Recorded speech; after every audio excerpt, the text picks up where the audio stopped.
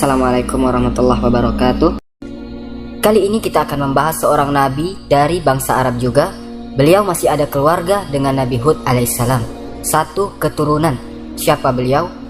Beliau adalah Nabi Saleh alaihissalam. Kaum Samud, kaumnya Nabi Saleh alaihissalam, dia itu adalah termasuk dari Al-Arab Al-Ba'idah, bangsa Arab yang sekarang sudah tidak ada lagi keturunannya di muka bumi. Ia adalah dari kaum Ad juga, keturunannya kaum Ad. Allah Subhanahu wa taala mengatakan dalam Al-Qur'an, Adanil Ula. Kata Allah Subhanahu wa taala, Ad yang pertama itu kaumnya Nabi Hud. Kalau Allah bilang Al-Ula, berarti ada yang kedua, yaitu kaum Samud, kaumnya Nabi Saleh. Adapun kaum Samud, mereka tinggal di tempat namanya Madain. Dia terletak di antara kota Madinah sama Tabuk. Sama kerajaan Saudi ditutup, dipagar, tidak boleh ada orang masuk ke sana karena tempat diturunkannya azab. Jadi orang tidak boleh lewat sana. Samud perlu diketahui adalah nisbah ila samad. Kenapa dibilang Samud? Diambil dari kata samad yang artinya wahwa ma'al kholil, air yang sedikit. Wa kanat hazihil kabilah taskulul hijr. Kabilah ini taskulul hijr, nama tempatnya adalah Hijr. Wahum ashabul hijr. Wahazal hijr mabainal hijazi wa Tabuk. Satu tempat yang ada di antara Hijaz dan Tabuk. Wahuwa taqiban yabudul anil Madinati Munawwarah samanina wasalasa sami'a kilo. 380 kilo dari Madinah menuju utara.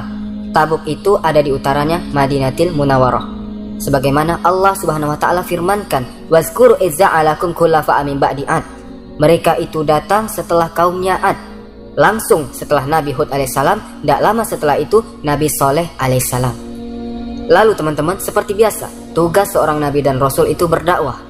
Dakwah apa? Dakwah tauhid.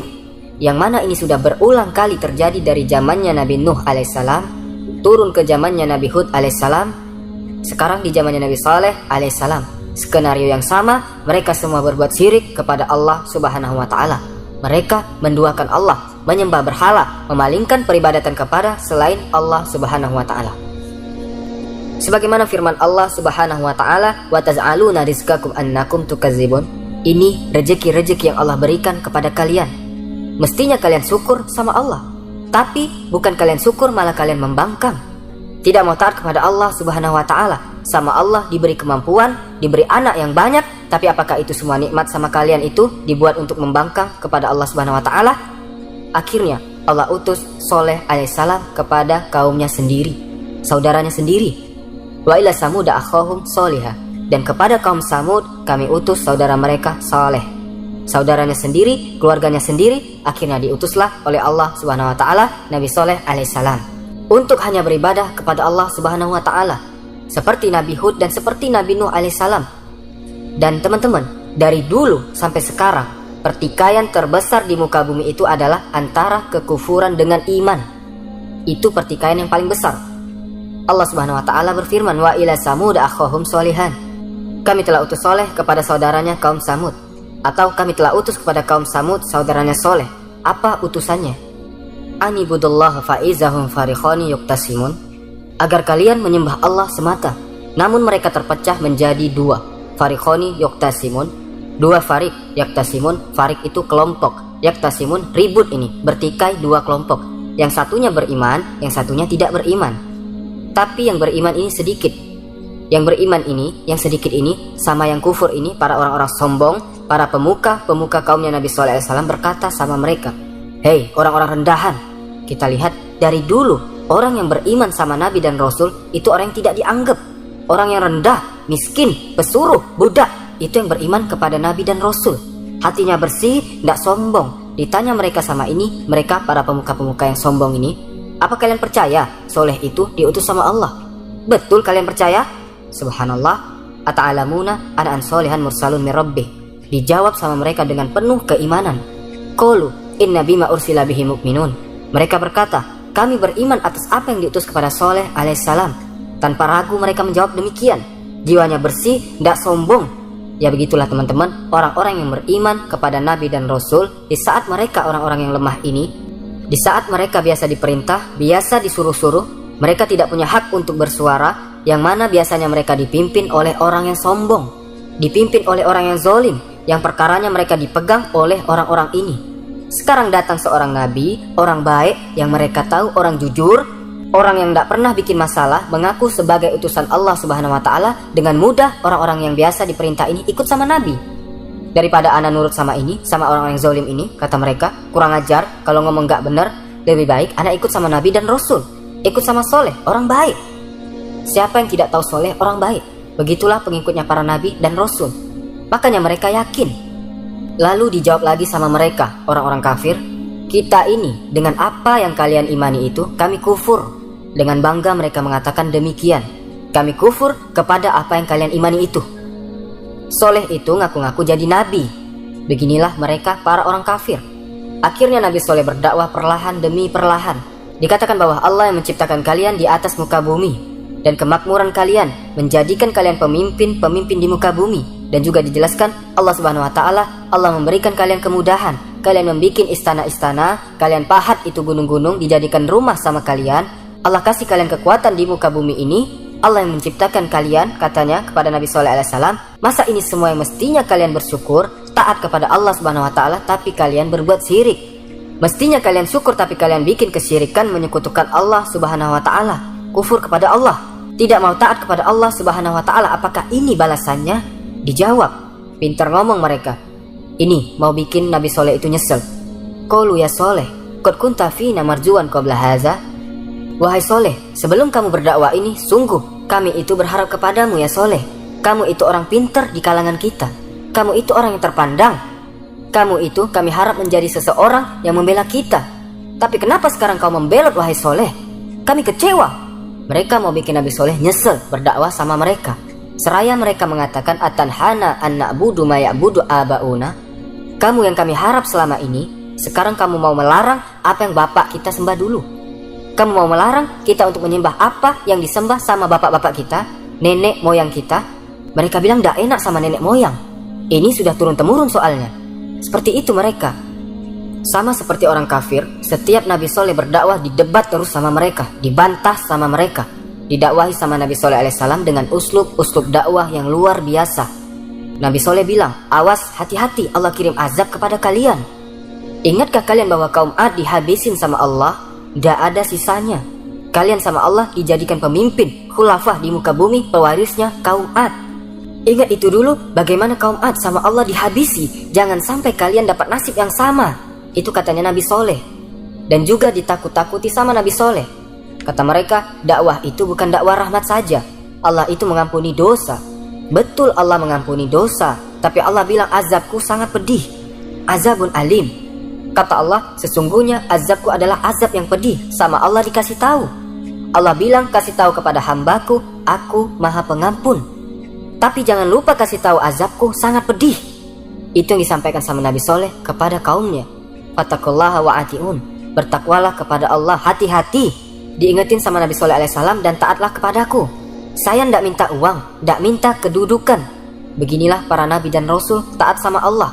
Ibadah ke Allah, itu saja. Nabi Musa dakwah ke Fir'aun, bukan mau guling kerajaan, bukan. Tetap ya kamu Fir'aun jadi raja, tapi sembahlah Allah semata, jangan ngaku jadi Tuhan. Nabi Muhammad berdakwah sama kaum Quraisy, apakah minta kedudukan? Enggak, sembahlah Allah. Mas'alukum min ajrin, aku tidak pernah minta uang. Itu yang dikatakan para nabi dan rasul.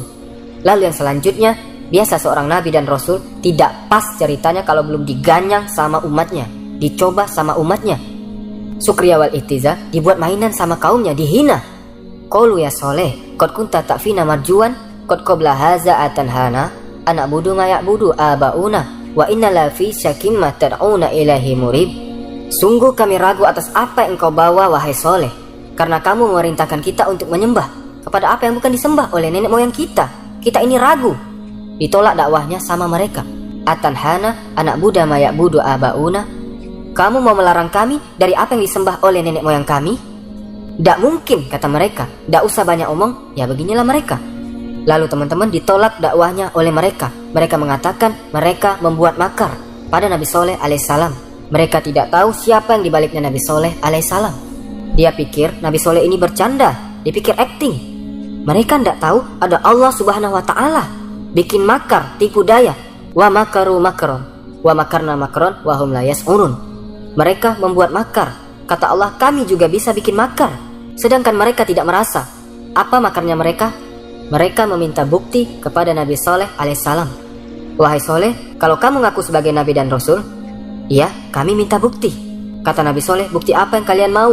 Yang mana ini kisahnya diceritakan di Israiliyat. Mereka minta unta betina yang baru punya anak, yang anaknya nempel terus di belakangnya. Itu yang mereka minta. Katanya, ya Soleh, ini di tengah kota kita ada batu besar. Batu ini tidak ada gunanya. Gimana kalau kamu keluarkan unta yang baru melahirkan dan anaknya yang kecil dari batu ini? Katanya Nabi Soleh, apakah kalau ana bisa keluarkan unta dari batu ini, kalian mau beriman? Iya, kami beriman. Baik, dikatakan dikisahkan Nabi Soleh sholat 2 rakaat, berdoa kepada Allah Subhanahu Wa Taala. Baru selesai sholat, pecah itu batu yang sangat besar ini, keluar unta. Dan tak lama dari itu ngekor anaknya di belakang unta betina itu. Mana ada unta keluar dari batu, sama anaknya lagi. Anaknya baru lahir lagi, sesuai yang mereka minta. Mereka lihat itu teman-teman, mereka saksikan di depan matanya sendiri. Ayo beriman, kata Nabi Soleh. Sebagian orang-orang kecil beriman, tapi yang besar-besar ini, yang minta bukti-bukti ini, tidak mau beriman. Apa katanya mereka? Ini sihir. Ya, ini sihir. Soleh bikin sihir, mencoba mengelabui kita. Kemudian teman-teman, unta ini sudah keluar sekarang. Diingetin mereka sama Nabi Soleh alaihissalam, hazihi naqatullahi lakum ayah. Ini unta Allah Subhanahu Wa Taala, tanda-tanda untuk kalian, bukti untuk kalian. Fazaruha takul fi ardillah, biarkan dia makan dari bumi Allah Subhanahu Wa Taala. Wala tamassuha bisu'in fayakhuzakum azabun alim. Jangan kalian ganggu, jangan kalian goda ini unta dengan kejelekan, disakiti atau dibunuh. Fayakhuzakum azabun alim, sungguh akan datang kepada kalian azab yang sangat pedih jika kalian ganggu unta ini. Laha sirbun walakum sirbu yaumin ma'lum. Dikatakan untanya ini dari saking besarnya, an-naqah al-azimah, besar. Dulu mereka itu kaum Samud minum di satu sumur. Semenjak ada unta ini, katanya Nabi Soleh, kalian minum di sumur itu 1 hari, 1 hari setelahnya untanya yang minum. Kalian gak usah minum di hari unta ini minum, tapi kalian minum susunya unta ini. Dari saking besarnya untanya, susunya kalau diperah bisa 1 kampung minum susu itu. Besar, masih dikasih nikmat sama Allah Subhanahu Wa Taala. Masih optimis Nabi Soleh bisa dakwahkan mereka. Terus didakwahi sama Nabi Soleh. Lalu teman-teman, Allah Subhanahu Wa Taala mengisahkan bahwasanya unta yang sudah diingatkan sama Nabi Soleh jangan diganggu, sama mereka diganggu. Sama mereka diganggu. Bagaimana mereka mengganggu untanya Nabi Soleh alaihissalam? Begini, dahulu diceritakan ada seorang wanita cantik bernama Soduk binti Al-Muhayyah. Perempuan ini cantik, banyak diharap sama laki-laki kaum Samud. Perempuan ini menawarkan dirinya kepada seseorang lelaki. Ibaratnya orang soleh kaum Samud lah, menawarkan dirinya. Tapi bukan orang soleh, solehnya mereka di atas kekufuran. Itu solehnya mereka. Namanya Misra bin Muharrij. Ya Misra mau, cantik ini.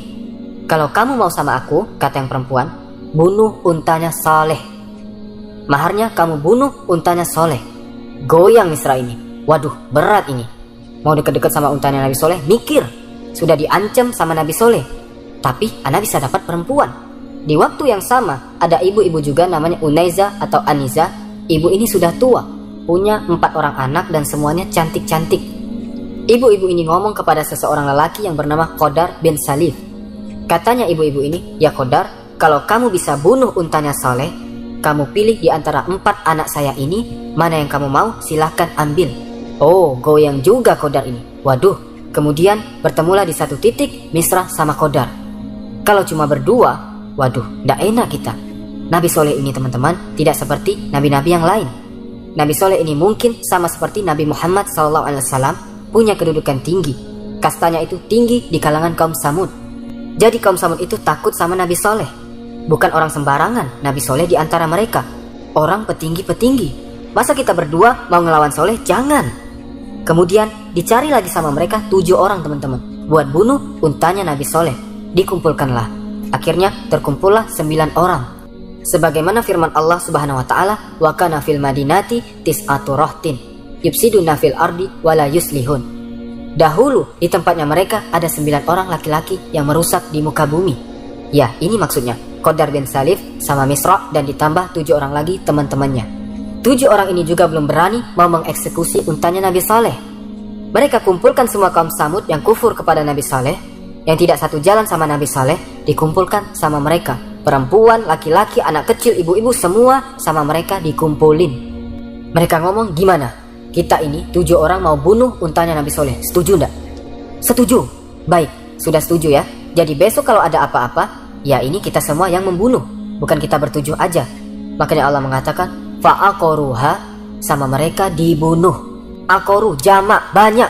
Kenapa? Katanya ahli tafsir, karena mereka semua sepakat mau membunuh untanya Nabi Saleh.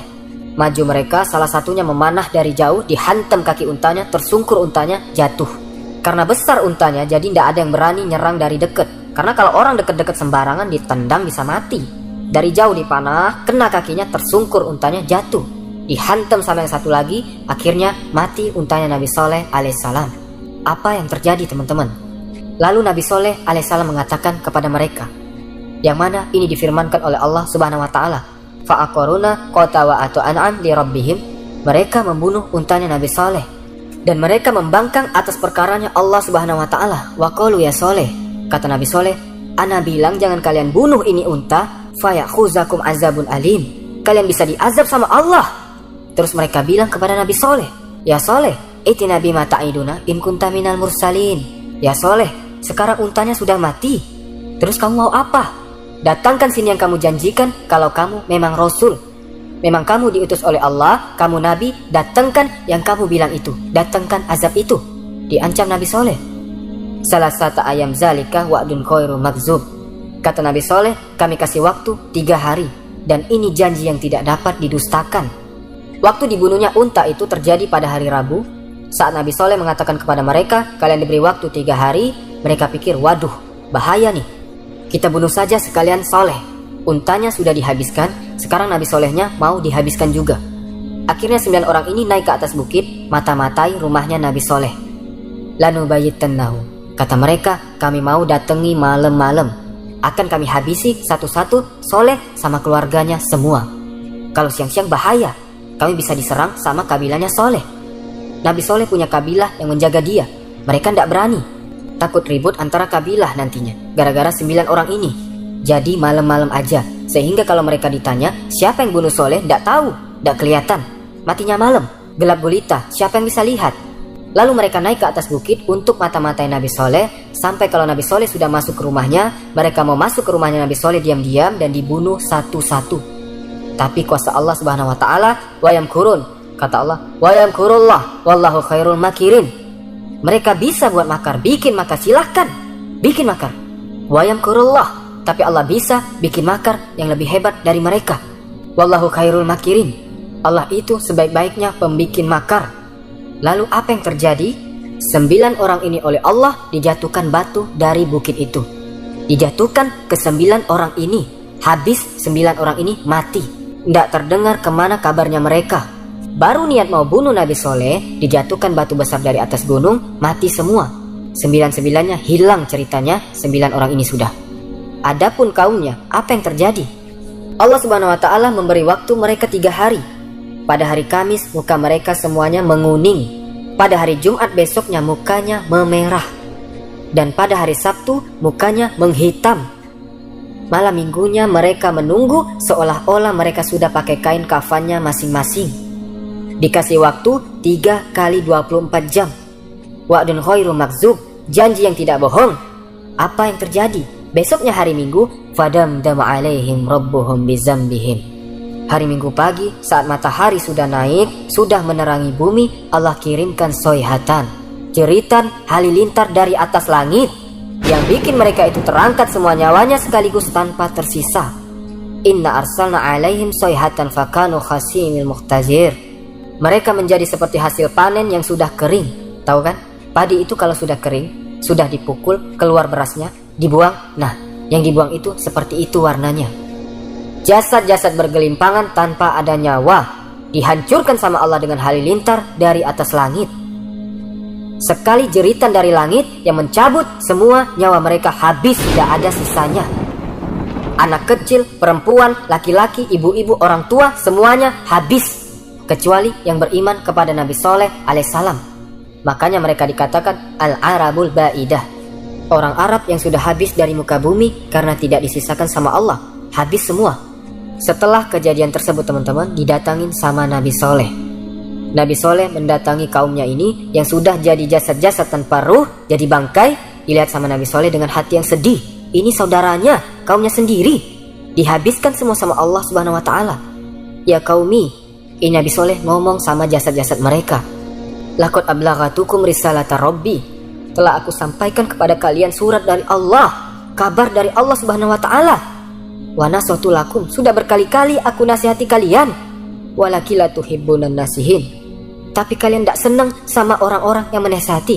Kalau dinasihati tidak mau. Ana sudah sampaikan sama kalian siang malam berdakwah, menasihati kalian. Dibilang jangan ganggu ini unta, kalian ganggu. Disuruh beribadah sama Allah, kalian tidak mau. Kalian tidak senang sama orang yang menasihati. Dengan penuh sedih dikatakan sama Nabi Soleh. Maka habislah teman-teman sekalian kaum Samud. Hitungan detik hancur, habis semuanya, tidak tersisa. Allah itu maha bisa. Makanya kita ini jangan memerangi Allah. Jangan kita ini membangkang. Kalau ada saudara kita yang membangkang, kasih tahu. Hati-hati, siapa yang kamu hadapi? Allah Subhanahu wa Ta'ala. Itulah kisah dari Nabi Soleh dan kaum Samud. Subhanakallahumma wa bihamdika asyhadu an la ilaha illa anta astaghfiruka wa atubu ilaik. Assalamualaikum warahmatullahi wabarakatuh.